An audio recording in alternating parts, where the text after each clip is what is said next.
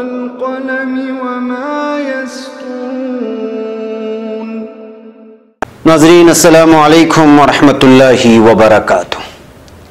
सीधी बात के ताज़ा तरीन खबरों में आप लोगों का इस्तकबाल है। आइए सबसे पहले आज की सुर्खियों पर नजर करते हैं। बेंगलुरु की मशहूर company IMA group of companies ने अब इत्रियात के मैदान में भी कदम रखा। कोल्स रोड में Rayan luxury wood and perfumes के नाम से शोरूम का इफ्तिताह। न्यूजीलैंड की मस्जिदों में दहशतगर्दाना हमला। मुसलमानों को दहशतगर्द कहने वाले खुद दहशतगर्द हैं, मौलाना सैयद अरशद मदनी का बयान। राफेल की फाइल चोरी पर मोदी के खिलाफ मुकदमा दर्ज करने का मुतालबा। BSP से कांग्रेस में शामिल हुए रहनुमा का कत्ल। BSP MLA के शौहर के खिलाफ मुकदमा दर्ज। न्यूजीलैंड की मसाजिद में दहशतगर्दाना हमला। जमीयत उलमा महाराष्ट्र की सख्त मजम्मत। RSS लीडर इंद्रेश कुमार ने कहा 2025 के बाद हिंदुस्तान का हिस्सा होगा पाकिस्तान। कलकत्ता में कश्मीरी कारोबारी की पिटाई और लूट। शाह फैसल की सियासी जमात जम्मू कश्मीर पीपल्स मूवमेंट का ऐलान। हवा बदलेगी का दिया नारा। मनोहर पारेकर बहुत बीमार हैं, बचने का कोई इम्कान नहीं। BJP मेंबर असलम का बयान। अगर अदालत हुक्म जारी करे तो सोशल मीडिया पर सियासी इश्तिहारों पर रोक लगाएंगे, इलेक्शन कमीशन का बयान। इस मरतबा 74 सीटों पर सिमट जाएगी BJP, अखिलेश यादव का बयान। मैं जम्मू कश्मीर का वजीर आला नहीं बनूंगा, फारूक अब्दुल्ला का बयान। आजमगढ़ जिला जेल में कैदी और सिक्योरिटी एहलकारों के माबैन तसादुम। फिलिस्तीनी मुअल्लिम का मकान मिसमार, 3 साहिबजादे जिंदानों में कैद। कतरी आर्टिस्ट का तैयार करदा कुब्बतुस सखरा का मॉडल तुर्क सदर को तोहफे में पेश। दिफाउल अक्सा के लिए उलमा इस्लाम की नफीर आम की अपील। ट्रंप के ऐलान अल-कुद्स के 100 दिन बाद भी फिलिस्तीनियों का गुस्सा ठंडा नहीं हुआ। पाकिस्तान मुसाफिर ट्रेन पर बम हमला, 4 अफराद हलाक और 6 जख्मी। तुर्की अपने तजुर्बात के साथ न्यूजीलैंड की हर तरह की मदद के लिए तैयार है। हलबजा कत्लेआम ने इंसानी विजदान को जो गहरा घाव लगाया वो आज तक भरने में नहीं आया, एर्दोगान का बयान। नाज़रीन अस्सलामु अलैकुम वरहमतुल्लाहि वबरकातुहू। सीधी बात की ताज़ा तरीन खबरों में आप लोगों का इस्तकबाल है। मैं अंसार अजीज नदवी आज की खबरों की तफसीलात के साथ आपकी खिदमत में हाजिर हूँ। नाज़रीन, तफसीलात में जाने से पहले आप लोगों को इत्तला कर दूं कि आज का प्राइम टाइम शाये हो चुका है, उसको जरूर देखें। और दीगर भी अहम तरीन प्रोग्राम शाये होते रहते हैं, उसको भी देखें और दूसरों तक पहुंचाने की कोशिश करें। और चैनल को सब्सक्राइब करना हरगिज़ ना भूलें। चलिए नाज़रीन, चलते हैं खबरों की तफसीलात की जानिब। पहली खबर बेंगलुरु से। रियासत कर्नाटक की मशहूर और मारूफ Bengaluru based company IMA group of companies मुख्तलिफ तिजारती शोबों में अपने कदम जमाते हुए मुसलसल तरक्यात की जानिब गामजन है। सोना चांदी, जमीनात, सुपरमार्केट, दवाई व दीगर मैदानों में किस्मत आजमाई के बाद आज मज़कूरा कंपनी ने इत्रियात के मैदान में भी कदम रखकर इस मैदान में भी अपनी पहचान कायम करने की ठान ली है। आज सुबह 11 बजे शहर बेंगलुरु के मशहूर मारूफ तिजारती इलाके फ्रेजर टाउन के कोर्स रोड पर अपने नए इत्रियात के शोरूम का इफ्तिताह दुआ या नशिस्त के साथ किया। Rayan luxury wood and perfumes के नाम से शानदार शोरूम की इफ्तिताही तकरीब के मौके पर सीधी बात से गुफ्तगू करते हुए कंपनी के मैनेजिंग डायरेक्टर ने कहा कि IMA कंपनी का मकसद यह है कि हलाल और पाकीज़ा तिजारत में सरमायाकारी करते हुए कंपनी से वाबस्ता अहबाब को तसल्ली बख्श मुनाफा दे सके और आवाम को भी तसल्ली हो कि उनकी सरमायाकारी सही जगह पर हो रही है। और IMA कंपनी ने ठान लिया कि वो कौम मिल्लत की इसी तरह खिदमत करते रहेंगे और फिर मुख्तलिफ मैदानों में कौम के बेरोजगार नौजवानों को रोजगारी मुहैया करने के जराए पैदा होते रहेंगे। मलूज रहे कि इस इफ्तिताई नशिस्त में कंपनी के डायरेक्टर्स में से जनाब निजामुद्दीन, जनाब नवीद साहब, जनाब नासिर हुसैन व दीगर जिम्मेदारान मौजूद थे। दुआ या नशिस्त में आवाम ने भी हिस्सा लेते हुए खरीदारी की। अब खबर नई दिल्ली से। जमीयत उलमा हिंद के सदर मौलाना सैयद अरशद मदनी ने न्यूजीलैंड के शहर क्राइस्ट चर्च की 2 मस्जिदों में हुए दहशतगर्दाना हमले की सख्त अल्फाज में न सिर्फ मजम्मत की है बल्कि ये भी कहा है कि दुनिया ने एक सोची समझी साजिश के तहत अपने प्रोपेगेंडों के जरिए दहशतगर्दी को इस्लाम और मुसलमानों के साथ एक तरह से लाजिम व मलजूब कर दिया है। मगर अब जो ये अफसोसनाक दहशतगर्दाना हमला हुआ है उसने इस प्रोपेगेंडे की कली खोल दी है और हकीकत मुसलमानों को सारी दुनिया में दहशतगर्द बताने वालों के मुंह पर एक तमाचा है। उन्होंने कहा कि न्यूजीलैंड की खातून वज़ीर आज़म ने इसे दहशतगर्दाना हमला करार दिया और यह भी कहा कि न्यूजीलैंड के लिए एक सियाह दिन है। मगर ये कितने अफसोस की बात है कि आलमी सतह पर मीडिया इस सानिहे को दहशतगर्दाना कार्रवाई मानने को तैयार ही नहीं है। अब खबर अशोकनगर से। मध्य प्रदेश अशोकनगर में national student union of India के तलबा ने गुज़िश्ता रोज हफ्ते को वजारत दिफा से राफेल सऊदी की फाइल चोरी होने के सिलसिले में थाने में वज़ीर आज़म नरेंद्र मोदी के खिलाफ मामला दर्ज कराए जाने का मेमोरेंडम दिया। NSUI के कारकुनों ने सिटी कोतवाली में दिए मेमोरेंडम में इल्जाम लगाया कि वजारत दिफा से इन फाइलों को साजिश के तहत चोरी कराया गया है। इस साजिश में वज़ीर आज़म मुलव्वस है, इसलिए उनके खिलाफ मामला दर्ज किया जाए। थाना इंचार्ज ने मेमोरेंडम तो ले लिया, लेकिन उसके बदले कोई रसीद नहीं दी। कारकुनों ने इल्जाम लगाया कि वज़ीर आज़म अपने सियासी फायदे के लिए बुनियादी तौर पर इस साजिश के लिए जाती तौर पर प्रिवेंशन ऑफ करप्शन एक्ट और दीगर इल्तिजामात के तहत जिम्मेदार हैं। साथ ही कहा कि जिन लोगों ने साजिश में साथ दिया है वो भी कसूरवार हैं। अब खबर मध्य प्रदेश से। मध्य प्रदेश में कांग्रेसी रहनुमा के कत्ल के सिलसिले में पुलिस ने दमोह जिले के पथरिया असेंबली सीट से BSP MLA रामबाई के शोहर और देवर समेत 7 लोगों के खिलाफ मामला दर्ज किया है। दमोह में वजीर आला कमलनाथ की मौजूदगी में 12 मार्च को BSP छोड़कर कांग्रेस में शामिल हुए 54 साला देवेंद्र चौरसिया का जुमा को दमोह जिले के हट्टा कस्बे में कत्ल कर दिया गया। जिला पुलिस सुपरिंटेंडेंट राघवेंद्र सिंह बैल बंसी ने बताया कि जुमा की सुबह कोहट्टा में अपने कारखाने पर मौजूद देवेंद्र चौरसिया उनका बेटा सोमेश चौरसिया पर कुछ लोगों ने धारदार हथियारों से हमला कर दिया। हमले में शदीद तौर पर जख्मी देवेंद्र की जबलपुर ले जाते वक्त मौत हो गई, जबकि सोमेश की हालत संगीन बताई जा रही है। अब खबर मुंबई से। न्यूजीलैंड के शहर क्राइस्ट चर्च की 2 मसाजिद में नमाजियों पर हुए दहशतगर्दाना हमले की जमीयत उलमा महाराष्ट्र के सदर मौलाना हाफिज नदीम सिद्दीकी ने पुरजोर मजम्मत करते हुए उसे बुज़दिलाना हमला करार दिया है, जिसमें 49 नमाजी शहीद और कई अफराद जख्मी हो चुके हैं। ये दहशतगर्दी की बदतरीन वारदात है, जिस शख्स ने भी इस सफाकाना दरिंदगी का मुजाहिरा किया, इसे सख्त से सख्त सजा मिलनी चाहिए ताकि दोबारा इस किस्म की वारदात रोनुमा न हो सके। उन्होंने मजीद कहा कि जुमा की अदायगी के लिए मसाजिद में आए हुए नमाजियों पर अंधाधुंध फायरिंग वाला वहशी नुमा दरिंदा ने जिस सफाकियत और बर्बरीत और दहशतगर्दी का मुजाहरा करते हुए निहत्ते नमाजियों का खून बहाया है, उसकी जितनी भी मजम्मत की जाए कम है। अब खबर नई दिल्ली से। राष्ट्रीय स्वयंसेवक संघ के सीनियर लीडर और मुस्लिम राष्ट्रीय मंच के सरबराह इंद्रेश कुमार का कहना है कि पाकिस्तान 2025 के बाद हिंदुस्तान का हिस्सा होगा।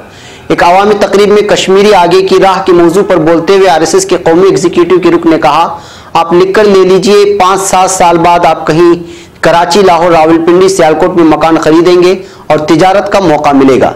इंद्रेश कुमार ने साथ ही कहा, 1947 के पहले पाकिस्तान नहीं था। लोग ये कहते हैं कि 45 के पहले वो हिंदुस्तान था, 25 के बाद फिर से वो हिंदुस्तान होने वाला है।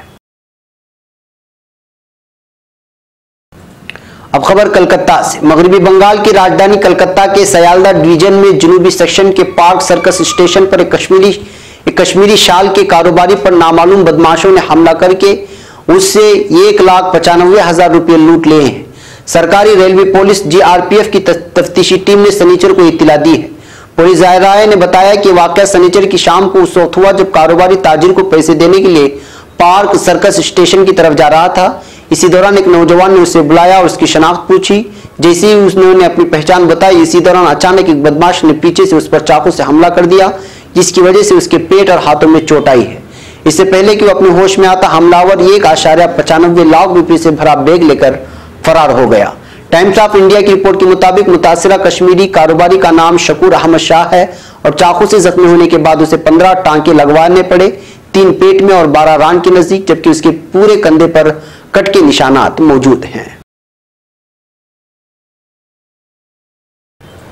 अब खबर श्रीनगर से। सन 2010 बैच के IAS topper doctor Shah Faisal, जिन्होंने रवां बरस जनवरी में सरकारी मुलाजमत से मुस्ताफा होकर इंतखाबी सियासत में कूदने का इरादा जाहिर किया, उन्होंने इतवार के रोज अपनी सियासी जमात जम्मू कश्मीर पीपल्स मूवमेंट को रस्मी तौर पर लॉन्च कर दिया है।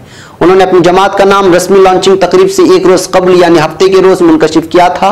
हवा बदलेगी पीपल्स मूवमेंट का नारा है। श्रीनगर के राजबाग इलाके में वाक़ फुटबॉल ग्राउंड गंदन पार्क में इतवार को मुनक़िद होने वाली एक बड़ी तकरीब में शाह फैसल ने अपनी पार्टी को रस्मी तौर पर लॉन्च किया। इस मौके पर मुख्तलिफ शोबाए जिंदगी से ताल्लुक़ रखने वाली दर्जनों अवामी शख्सियात बशमूल जवाहरलाल नेहरू यूनिवर्सिटी तलबा यूनियन की साबिक नायब सदर शहला रशीद और जिला बांडीपुरा से ताल्लुक़ रखने वाले नौजवान हाफिज कुरान व PhD स्कॉलर डॉक्टर गुलाम मुस्तफ़ा खान ने जम्मू कश्मीर पीपल्स मूवमेंट में शमूलियत इख्तियार की। शमूलियत इख्तियार करने वालों में सिख और कश्मीरी पंडित लीडर भी शामिल थे। अब खबर गोवा से। गोवा के बीजेपी मेंबर असेंबली और डिप्टी स्पीकर माइकल लोबोन ने हफ्ते को कहा है कि वो वजीर आला मनोहर पर्रिकर के ठीक होने की दुआ कर रहे हैं, लेकिन उनके बचने का इम्कान नहीं है। उन्होंने कहा गोवा में क़यादत में तब्दीली नहीं बदलेगी जब तक पर्रिकर हैं। वहीं गोवा के वजीर आला रहेंगे और किसी ने उनकी जगह लेने का मुतालबा नहीं किया है। हम दुआ कर रहे हैं कि वो ठीक हो जाएं, लेकिन उसका कोई इम्कान नहीं है। अगर उन्हें कुछ हो जाता है तो अगला वजीर आला बीजेपी से होगा।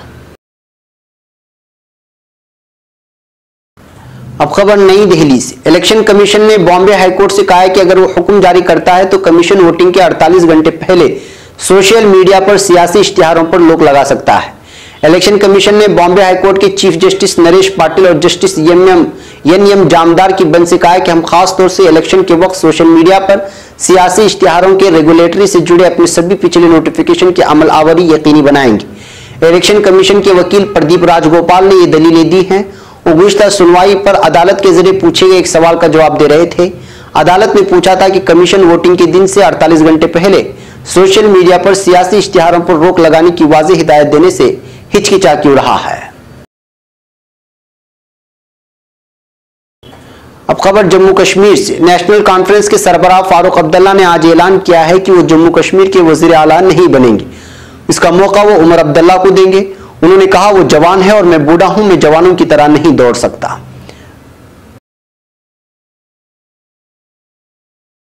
अब खबर आजमगढ़ से। उत्तर प्रदेश के आजमगढ़ जिला जेल में शनिचर को कैदियों और सिक्योरिटी गार्डों के माबैन जमकर मारपीट हुई है।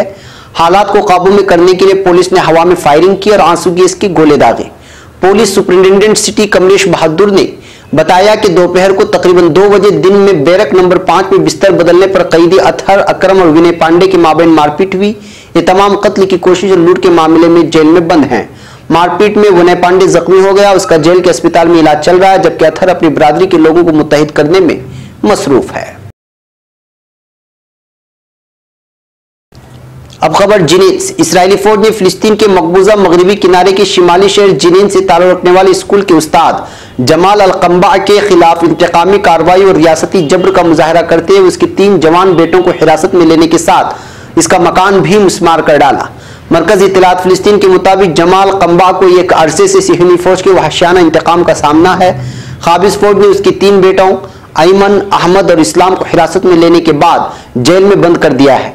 जमाल कम्बा जिनीन में बॉयज हाई स्कूल के सीनियर मुअल्लिम हैं। उन्होंने मरकजी इत्तलात फिलिस्तीन के नामानिगार से बात करते हुए कहा कि हमारे पास सिवाय सब्र, इस्तिकामत और डटकर सिहनी रियासती दहशतगर्दी का मुकाबला करने के और कोई चारा नहीं बचा है। अब खबर दोहा से। कतर के एक आर्टिस्ट की जानिब से मस्जिद अक्सा के तारीखी मकाम कुब्बतुस सकरा का तैयार करदा मॉडल तुर्क सदर तैयब एर्दोगान को तोहफे में पेश किया गया है।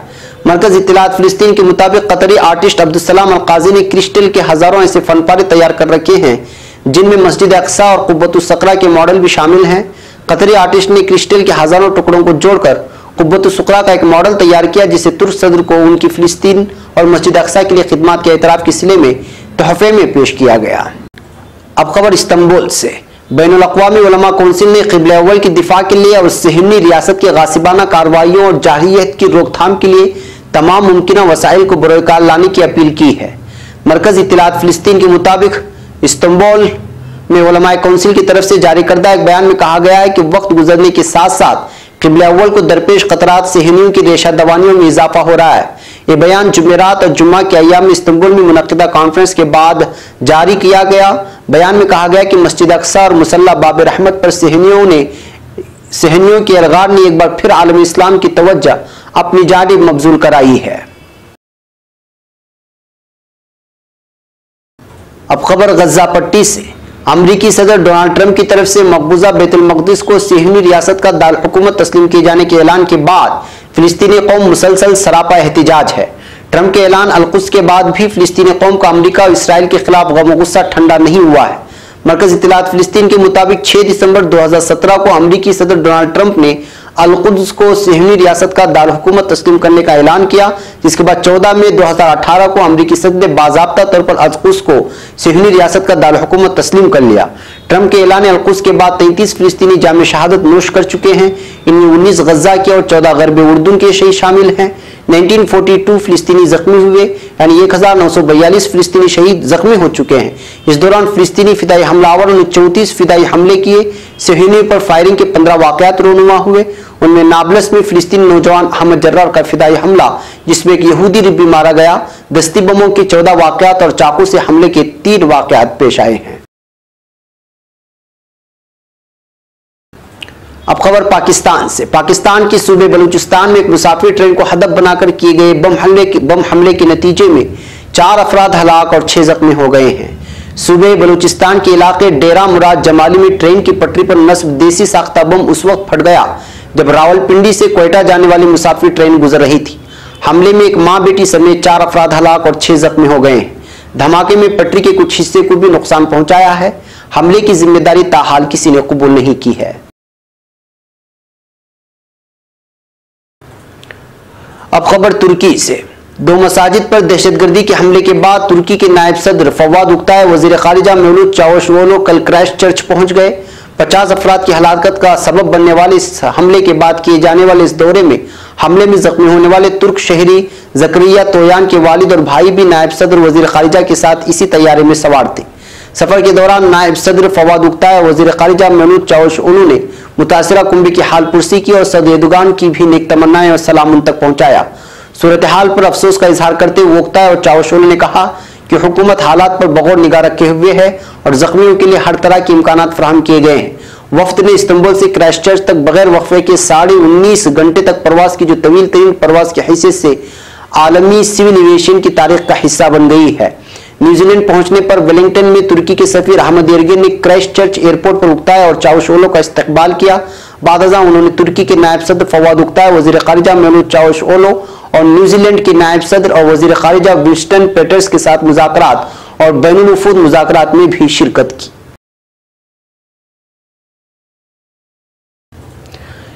अब खबर तुर्की से। तुर्की के सदर रजब तय्यिप एर्दोगान ने इराक के शहर हलबजा के कत्लेआम की 31वीं सालाना याद के मौके पर खुसूसी बयान जारी किया है। ट्विटर पेज से जारी करदा बयान में सदर एर्दोगान ने कहा कि 31 साल कबल हलबजा में कीमियाई हमले के नतीजे में हजारों शहरी हलाक हो गए और इस कत्लेआम ने इंसानी विजदान को जो गहरा घाव लगाया वो आज तक भरने में नहीं आया है। हलबजा कत्लेआम की इंसानी तारीख में एक सियाह धब्बा होने पर जोर देते हुए सदर रजब तय्यिप एर्दोगान का कहना है कि हलबजा कत्लेआम में हलाक होने वाले कुर्द भाइयों के लिए मैं अल्लाह से रहमत का तलबगार हूँ। वाज़ेह है कि हलबजा कत्लेआम ईरान इराक जंग के दौरान हुआ। इस दौर में इराक के सदर सद्दाम हुसैन ने हलबजा में कीमियाई असले के इस्तेमाल का हुक्म दिया था। 16 मार्च 1988 को 8 तैयारों में जहरीली गैस के बम हलबजा कस्बे में फेंके। इस हमले के नतीजे में 5000 से ज्यादा अफराद हलाक और 7000 से ज्यादा जख्मी। हलाक होने वालों में ज्यादातर तादाद आम शहरियों की थी।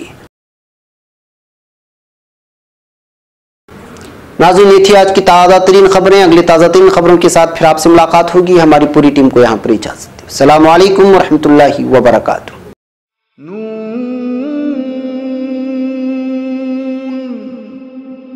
वल क़लमि वमा यस्तूरून।